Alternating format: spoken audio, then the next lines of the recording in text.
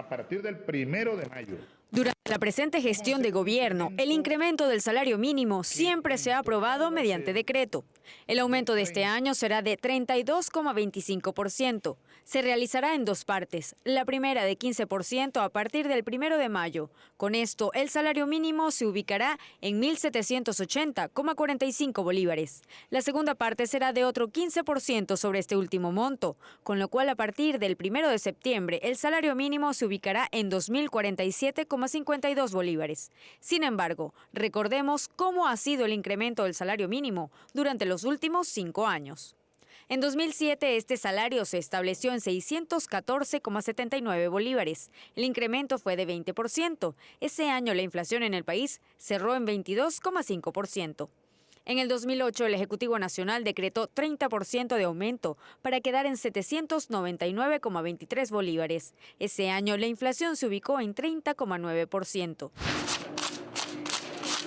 También ese año empezó a circular el bolívar fuerte. Para el año siguiente, 2009, se aprobó un incremento en dos partes, 10% a partir del 1 de mayo, con lo que se ubicó en 879,15 bolívares y 20% a partir del 1 de septiembre, con lo que llegó a 959,08 bolívares. En 2009, la inflación cerró en 25,1%. En 2010, se autorizó un incremento del salario mínimo en dos partes, 10% a partir del 1 de mayo, con lo que se ubicó en 1.064,25 bolívares, y otro 15% a partir del 1 de septiembre, para quedar en 1.223,89. Ese año se registró una inflación de 27,2%.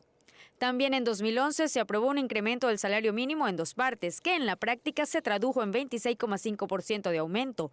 La primera parte fue 15%, entró en vigencia el 1 de mayo.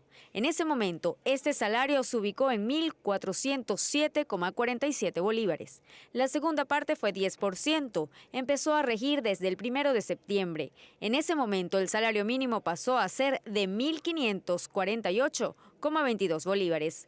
Ese año la inflación en el país cerró en 27,6%. Ese monto, 1.548,22 bolívares, es el salario mínimo que estará vigente hasta el 1 de mayo de este año, cuando empiece a regir el aumento recién anunciado por el Ejecutivo Nacional.